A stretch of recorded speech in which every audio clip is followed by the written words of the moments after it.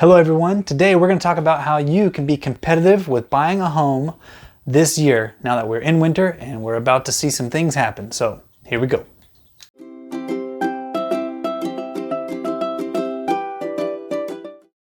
So depending on whenever you see this, it may not be as relevant, but if you are watching this now as it is being posted here in February of 2022, you will see we are coming out of winter and we are going to slowly go into spring, and that's when the inventory of all the homes, everything is going to kind of start changing. So what do I mean by inventory? Inventory is the amount of houses that are actually available for sale in the market at any given time.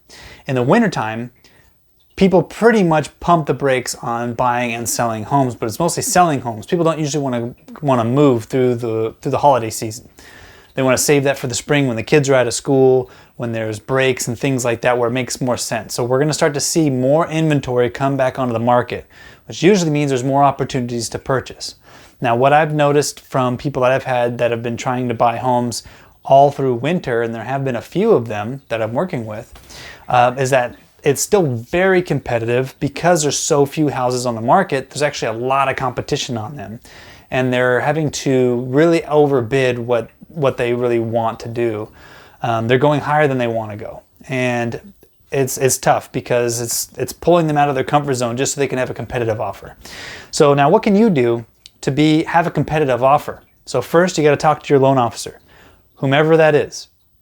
You talk to your loan officer, you go through the process of getting pre-approved. And if you want to take it one step further, to the best level of approval before having a house is a conditional approval.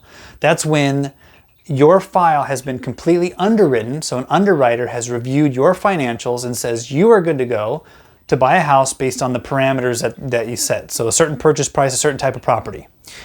That is the best thing you can have, because that means your escrow period can be shorter, which means that can be a good selling point of someone accepting your offer. You say, look, I can close escrow shorter than the average person. The average person is going to take about 30 days, approximately. We can probably close in 21 days. We might be able to close even a little bit sooner, but it can make your offer look a little bit better than the next person.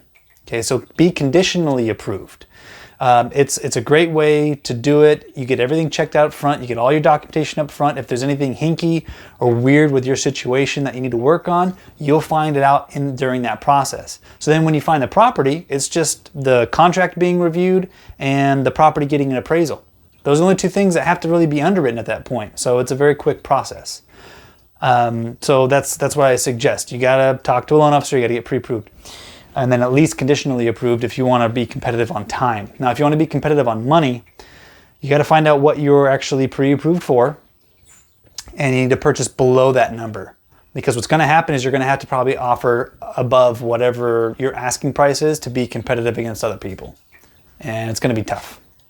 So you're going to want to be looking at maybe not lowballing people by saying, look, you want X and I'm going to give you less. You're going to look for lower purchase prices than what you're comfortable with, because you might have to come in with more money. And if you don't have the money, depending on where you're buying, in California, if there's a real shortfall in between what your house appraises for and what you want to buy it for, a lot of the times in order to stay competitive, you're going to have to come in with that extra money. In the state of North Carolina and probably other states, usually if your appraised value comes in lower, the seller's like, well, then okay, that's what it is, and we're going to just go by that. So you ever got to be really aware of what the market is like and what's going to be expected based on what the value of the house is going to be. So be aware of what kind of things that you need to know when it comes to offering above or below an asking price and what you're going to be responsible for. But going underneath and being able to go above, that might be a ticket as well. That's kind of what my wife and I had to do when we were purchasing a house. We had to start looking at below where our actual target range was so that we could offer above and be competitive, and it worked out really well in our instance. Doesn't mean it's always going to work out for you, but it is another method to be competitive. So getting your stuff reviewed, get everything checked out, get pre-approved, get conditionally approved if you can, depending on who you're working with. And then when you're shopping, actually look below what your normal goal or aim is if you want to get your offer accepted. Because if you're competing with other buyers, you have to be able to stand out in some way. And a lot of places are making it harder to differentiate between different deals based on like the actual people making the offer.